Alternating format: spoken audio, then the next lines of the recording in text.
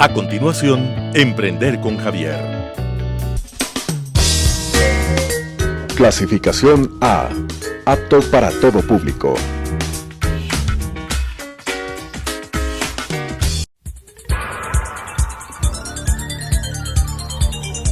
Las opiniones vertidas en este espacio por la producción y dirección del programa son de exclusiva responsabilidad de sus autores y de quienes intervienen en ellos. Telesucesos Canal 29 UHF presenta Emprender con Javier, un programa con expertos en diferentes áreas enfocado para todas las personas que buscan emprender en el Ecuador, con la conducción del ingeniero Javier Hervás. Muy buenas noches, amigas, amigos. El día de hoy tenemos otro programa de Emprender con Javier. El día de hoy tengo un entrevistado muy interesante, una persona como la gran mayoría de emprendedores, que no solamente que arranca desde cero, sino que arranca en un origen humilde, pero ¿quién más que él para contar su historia? Les quiero presentar a Raúl Cáceres. Él es ingeniero en electrónica y telecomunicaciones, ha tenido algunos cargos y luego, pues, bueno, presidente ejecutivo de la empresa de proyectos integrales del Ecuador. Ha hecho otras empresas como el grupo PIL Proctec, que él nos va a contar. Raúl, qué gusto tenerte acá, te agradezco por tu tiempo y poder compartir con quienes nos escuchan, muchos jóvenes, muchos no tan jóvenes, pero que les une el espíritu de emprender, que los que hemos emprendido sabemos que esa decisión a veces es un poco difícil, pero en la medida en la cual tú escuchas a otras personas, y en esta es esta invitación, y gracias por aceptarla, de contar tu historia para que compartamos esas visiones que tiene un emprendedor, esas dificultades que tiene, pero a su vez también qué has logrado hacer, cuántas personas gracias a esa decisión tuya valiente de emprender hoy en día tienen trabajo, cuántas familias viven de eso y el progreso que tú has generado en el Ecuador. Coméntanos, tú eres nacido en Colombia y este país que tanto aprecia, tantos colombianos que han venido a apostarle al Ecuador, tú eres uno de ellos, cómo ha podido generar trabajo, así que más bien toda tuya, las cámaras, y que nos puedas contar tu experiencia. ¿De dónde naciste tú, Raúl? Bueno, Javier, muchas gracias primero que todo y buen día para todos. O sea, nosotros, bueno, yo nací en Colombia, en el campo, en el año 1970. En ese entonces, donde nací, digamos, en el campo, en una vereda, no sé cómo le decimos acá, una parroquia. 2 horas caminando, digamos, porque no había carreteras en ese entonces para llegar al primer pueblito que se llama Cerrito o Concepción, básicamente 2 pueblitos, digamos. ¿En qué departamento colombiano? Santander. 7 horas en bus desde ese pueblo, la capital del departamento, que es Bucaramanga, donde estudié, digamos, a futuro. Entonces, o sea, nací allá y hijo de campesinos, netamente.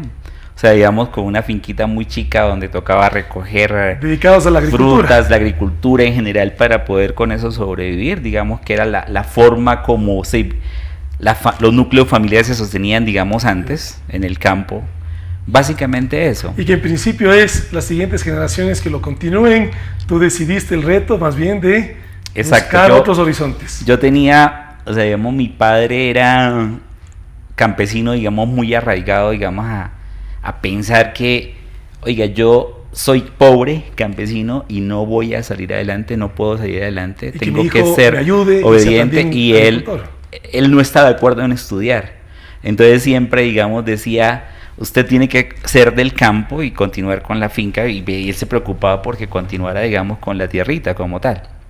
Yo me fui de mi casa cuando tenía 14, 15 años, o sea, digamos, me fui a la ciudad a estudiar, decidirme a estudiar, porque nunca me veía, digamos, como ese campesino, digamos, cargando maletas y cargando bultos, arriando caballos como tal. ¿Fue decisión tuya el estudiar porque no venía de parte de tu padre esa visión, sino fue algo que tú, en contra de ese destino, decides estudiar y prepararte?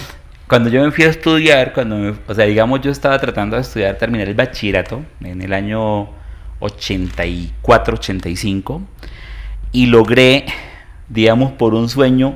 Quería ser mecánico porque tenía familiares en Venezuela que trabajaban en mecánica y que ganaban bien. Entonces yo quería ser mecánico, reparador de maquinaria. Y me inscribí a el SENA en Colombia, que es como lo que aquí es el SECAT. Que lastimosamente ha venido para menos, pero el principio es el mismo. Es el mismo y que es el apoyo, digamos, a la gente joven o cómo estudiar, digamos, de alguna forma gratuito o apoyado, claro, como tal por el Estado. Entonces en el SENA en Colombia, que es la Universidad de los Pobres, me inscribí, pasé, y cuando me fui a ir de mi casa, año 85, yo recuerdo que yo cultivaba zanahorias con mi papá, y mi papá le dije, pasé al SENA, me voy para estudiar, digamos, para ver si soy mecánico, y mi papá me dijo, eso no sirve. Vea, tenga estos 11,000 pesos, 11,000 pesos año 84, 85, eran $5, pero claro, era más plata, digamos, era como, algo así como la tercera parte de un sueldo básico. Vaya, se gasta esa plata y cuando se le acabe vuelve, porque nosotros somos campesinos.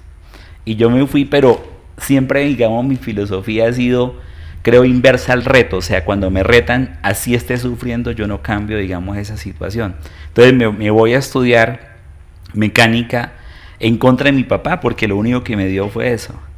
Y me puse a estudiar en el SENA, o sea, una lucha tremenda, o sea, arrendado en una habitación, conseguí que me aceptaran internado en el SENA. ¿No tenías familia en Bogotá? En Bucaramanga.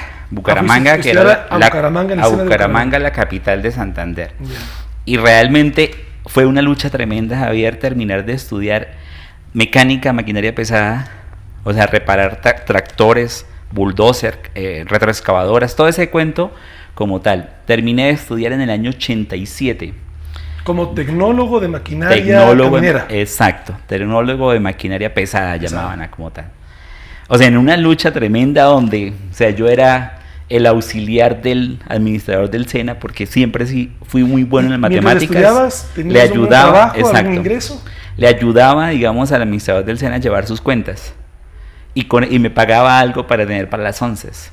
O sea, fue una las onces es un término muy colombiano, muy colombiano. Que es la comida que uno tiene al almuerzo. Intermedio entre desayuno-almuerzo. Desayuno-almuerzo, exacto. El onzo, alguna cosa, digamos, como tal. Entonces, digamos que fue muy luchado ese momento. Entonces, en el año 87 termino de estudiar y empiezo a buscar trabajo. Menor de edad, todo el mundo me decía, no, menor de edad, sin experiencia, nada.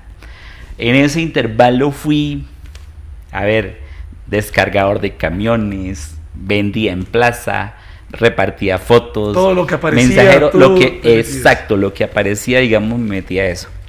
En el año 89, o sea, duré luchando 87, 88, 89, en el 89. Ya con el título, pero sin trabajo. Sin trabajo porque no conseguía por el tema experiencia y después hasta que no cumplí los 18. En el 89 conseguí trabajo como mecánico para reparar maquinaria, pero no maquinaria pesada, sino maquinaria estacionaria, guadañadoras, cortacésped, esas cosas. Y empecé, digamos, a desempeñarme como mecánico. En el año 90, 91, conseguí trabajo para ser mecánico en maquinaria pesada ya.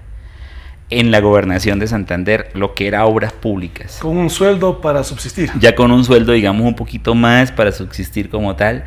Y, digamos, conseguí trabajo y ahí decidí terminar el bachillerato estudiando noche. Entonces me puse, trabajaba en el... Tú estudiaste en el SENA, en el CESA. SENA. Pero sin haber acabado el bachillerato. Sin haber acabado el bachillerato. Okay. Claro, yo abandoné lo que estaba haciendo. Y luego tú decidiste terminar el bachillerato, aunque ya tenías trabajo. Cuando ya empecé a tener trabajo y empecé a tener recursos, decidí terminar el bachillerato. Entonces, en el año 92 empecé a terminar el bachillerato. De noche. Trabajaba en el día, o sea, era mecánico, trabajaba en el día y en la noche estudiaba. Recuerdo que el coordinador del instituto donde estudiaba era un jesuita, un cura jesuita, muy buen tipo, pero demasiado recto. Y recuerdo que el tipo no me quería dejar pasar el año en décimo, a pesar de que mis notas eran las mejores.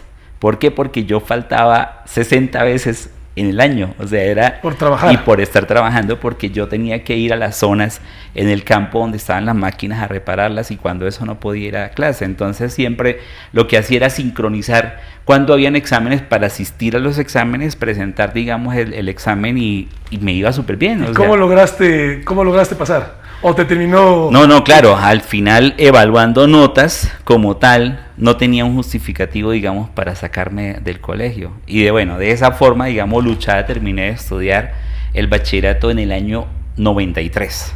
¿A qué edad te graduaste de bachillerato? 23 años. O sea, 5 años más que Sí. el común. Exacto, algo muy, muy chistoso, Javier, es que, después viene mi paso a la universidad.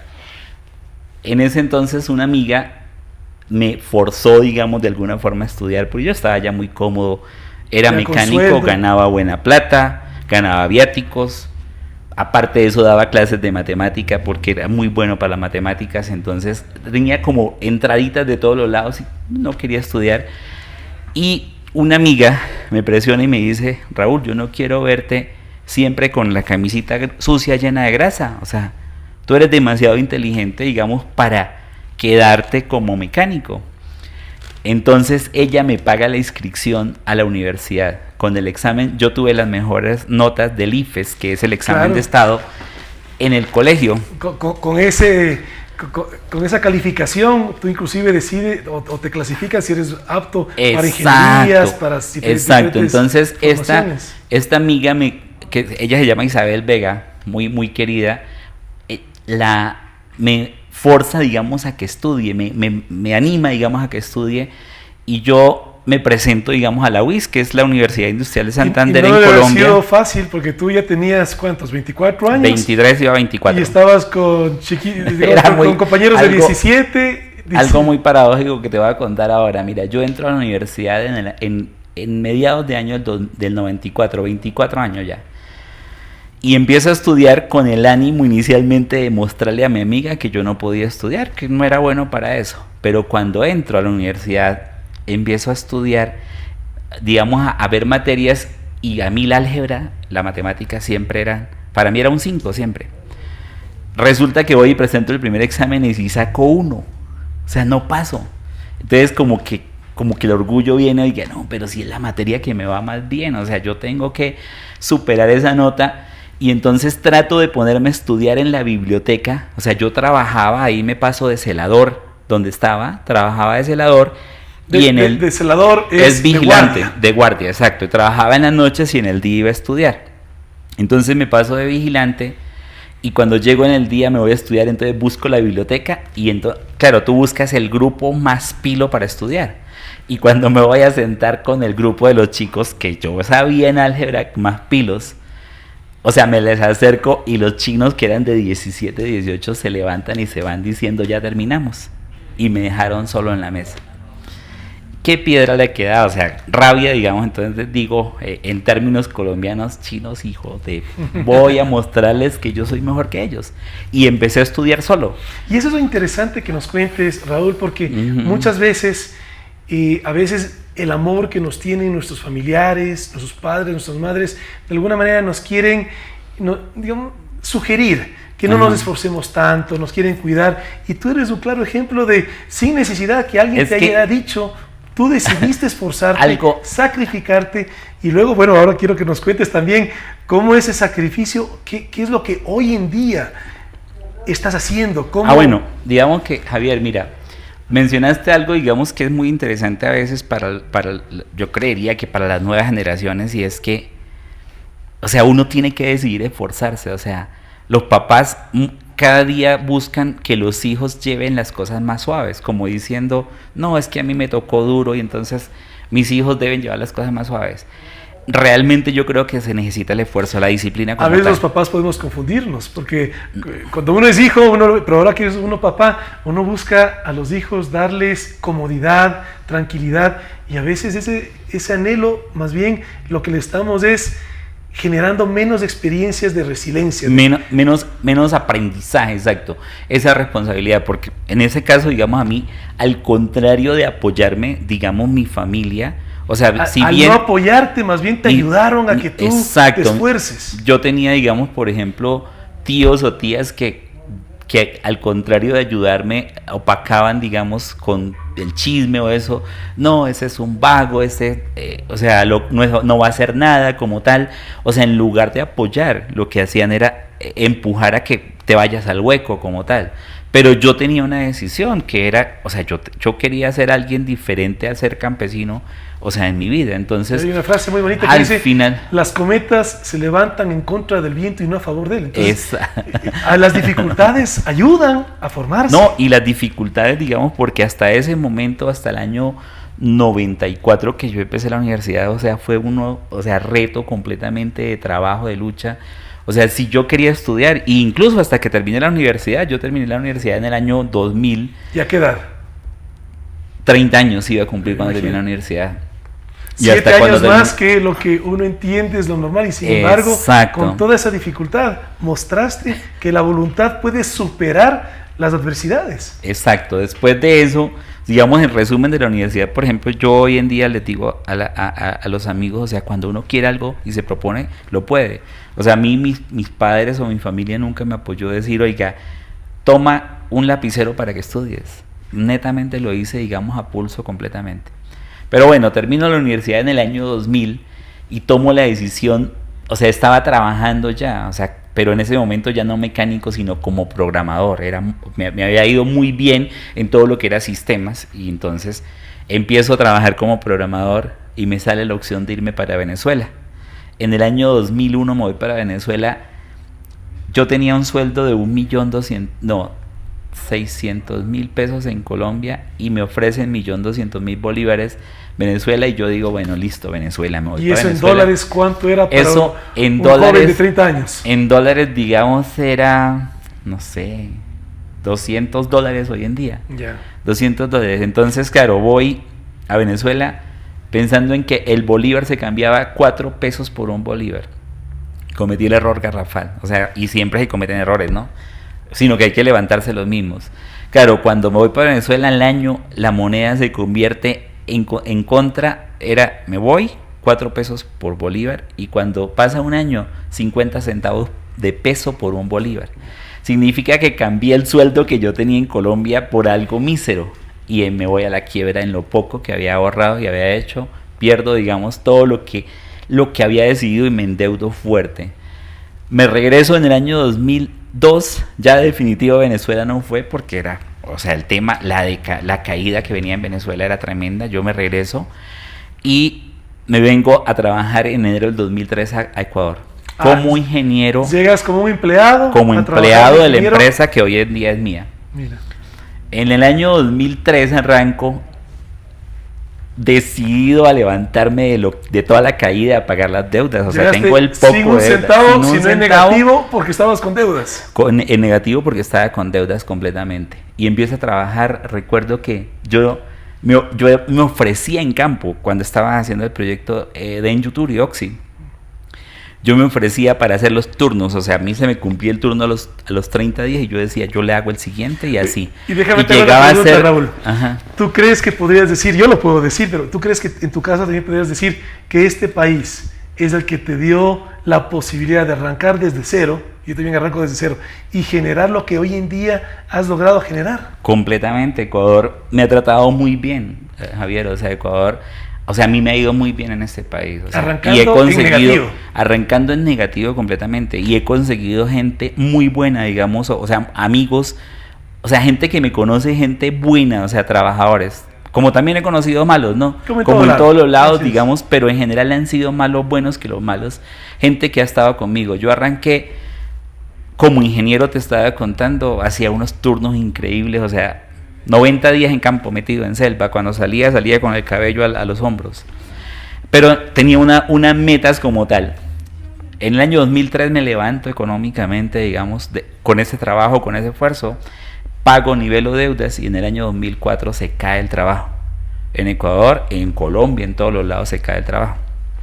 Sin embargo, yo me hago cargo de la empresa con la que vine a trabajar. O sea, el nivel de ventas de la empresa donde tú trabajabas cayó significativamente. Se fue a cero completamente. Le recibo, digamos, a quien era el dueño de esa empresa, una empresa debiendo $70,000. sin empleados, sin trabajo, sin nada, y arranco a organizarla.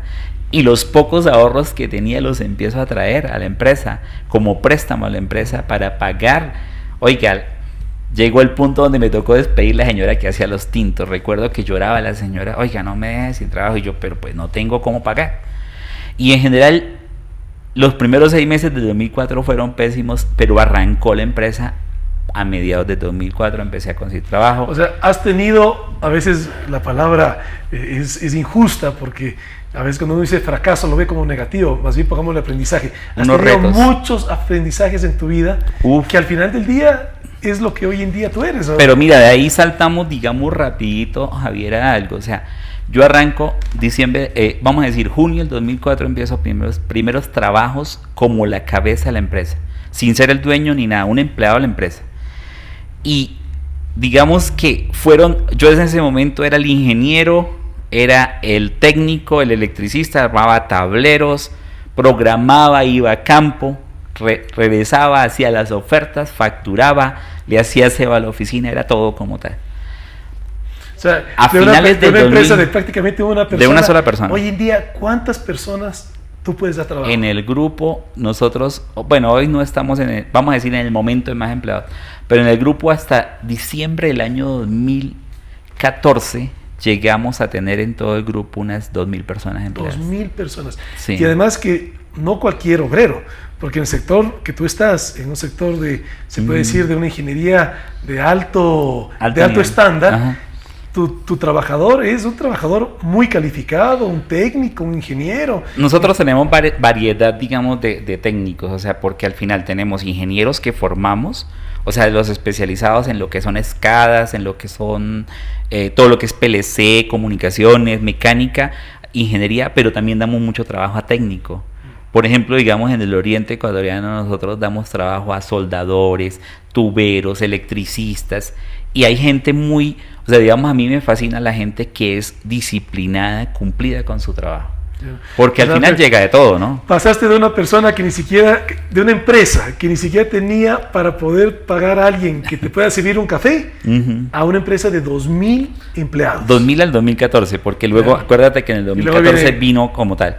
Pero te voy a resumir, digamos, en el año 2005, digamos, cuando ya empecé a levantar la empresa, yo tomé la decisión, en ese momento me dije, a ver, mi socio, digamos, después, que se llama Oscar Otero, o sea, era, digamos, el dueño de la empresa, pero él nunca me aportaba, digamos, mandando capital ni viniendo a buscar trabajos. Entonces yo me dije, bueno, pero ¿qué estoy haciendo? Estoy haciendo una empresa para otra persona. Y le propuse a Oscar, ¿me vende la empresa o me voy de la empresa y tú pones otra cabeza? Oscar creo que fue muy, muy astuto, digamos, en lo que él tenía y me dijo, le vendo la mitad de la empresa. Y seguimos trabajando y yo le coloqué un condicional, te compro la empresa, pero no tienes voto. Yo tomo las decisiones. Y empecé a formar la gente. Yo mismo entrenaba a la gente en las noches. O sea, contrataba a muchachos de acá con muy buenos perfiles de universidad. O sea, sin experiencia. Sin experiencia, replicaba algo que a mí me pasó anteriormente. O sea, acuérdate que te mencioné que cuando yo salí, todo el mundo me decía, no le doy trabajo porque no tiene experiencia. Entonces corregía eso a los muchachos jóvenes, hay que darle trabajo. Es una realidad que persiste hasta el día de hoy. Persiste hasta el día de hoy. Los jóvenes que se gradúan de universidad es uno de los problemas que hay. Y tanto en empresas privadas como en empresas públicas. Quieren experiencia, no la tiene y entra en un ciclo macabro. Entonces nosotros, digamos, en los años anteriores aplicamos una filosofía siempre. Contratemos gente sin experiencia, recién salido de la universidad, que tenga buenas notas. Y te ha ido bien. Me ha ido súper bien con esa filosofía. Entrenamos cualquier cantidad de gente. Inicialmente éramos solo control e instrumentación, o sea, todo lo que era escadas e instrumentación sensórica. Pero a partir del año 2006 empezamos a crear, nos metimos en la parte eléctrica, nos metimos en la parte mecánica, nos metimos en la parte civil. O sea, vino un aliado que es un amigo, digamos, que yo llevo en el corazón, que se llama Danilo García. O sea, que cometió después algunas embarradas, pero que sigue siendo mi amigo. O sea, y cometimos algunas embarradas, decisiones en conjunto. En ese momento él venía con la motivación, no, formemos esto, formemos, y yo tenía toda la motivación, vamos, sí, y nos metíamos a sacar áreas nuevas y empezamos a crecer gigante acá. Qué lindo que tú hayas capacitado personas Porque hay una frase que es de Henry Ford, que dice que si por temor a que se te vaya el empleado que tú le capacitas a otra empresa, algo peor es que se quede sin haberlo capacitado. Entonces la capacitación es algo muy importante. Mira, digamos algo que a nosotros nos sucedió, y gran parte de la gente que hoy tiene Petroecuador, Petroamazonas en el área de control, mucha gente trabajó con nosotros. ¿Y la formaste? Nosotros la formamos, o sea, gente que se formó, digamos, en nuestra empresa, como nosotros le dábamos todos los servicios de SCADA, automatización, a la gente de Oxy, Petroecuador, como tal, Petroamazonas, ellos cuando veían a alguien que era bueno, los llevaban como tal. Mira qué interesante. Sí, pero lamentablemente, aquí nos podríamos ir de largo, no, porque sí. Qué interesante tu historia. Porque la historia va a la mitad todavía. Claro, y el tiempo de televisión es corto, pero algo que sí quisiera pedirte, Raúl, es en función de estas historias de vida que nos estás contando, que fue tu vivencia, tu experiencia, ¿qué le puedes tú decir al que está con esa duda, aunque dice, ¿qué hago? Porque bueno, hoy en día en el Ecuador la triste realidad es que no hay trabajo para la población económicamente activa. La gran mayoría no tiene un trabajo que le dé la certeza de cuál es el sueldo al final del mes. Y la duda viene, ¿qué hago? Porque lo que no queremos, lo que anhelamos es que nuestro país no reste las oportunidades a que los ciudadanos se terminen que emigrar a otros países, sino que tengan fe en su país, que no abandonen sus familias, su realidad, por búsqueda de oportunidades en otros países. Pero en el emprendimiento, ¿qué mensaje tú les puedes dejar a esos jóvenes y algunos no jóvenes? Hay muchas personas que han emprendido en una edad adulta, ya sea por necesidad, ya sea por visión, pero al final del día siempre con temor, porque no es una decisión fácil en un momento dado dejar la comodidad que te puede ofrecer un trabajo con el esfuerzo que implica hacer emprendimiento. Déjanos un mensaje, por favor. A ver, yo normalmente le diría, digamos, a las personas, o sea, disciplina, o sea, muy disciplinado, persistencia, digamos, cuando se propone algo como tal. O sea, hay que esforzarse muchísimo, o sea, las cosas, lo fácil, digamos, por lo general no da buenos resultados. O sea, siempre hay que meter esfuerzo, digamos, a las cosas. Visualizar, o sea, digamos, es algo que yo hago siempre. Mira, o sea, yo tengo una costumbre. Lo pones por escrito. Exacto, yo lo que quiero, siempre lo que quiero lo escribo. O sea, lo voy escribiendo, ¿para qué? Para que todos los días, yo reviso todos los días mi escritorio, entonces todos los días veo lo que quiero. Qué bien. Visualizar lo que quiero, como tal. Y al final, otra cosa, creer en uno mismo. O sea, yo puedo lograrlo. O sea, fortalecer la mente, la voluntad como tal. Perfecto. Bueno. Pues Raúl, muchísimas gracias. Qué gusto tenerte acá. Una muy feliz noche para todos y que todos sigamos con esfuerzo, dedicación y cariño al país, haciendo nuestro mayor esfuerzo por emprender. Feliz noche.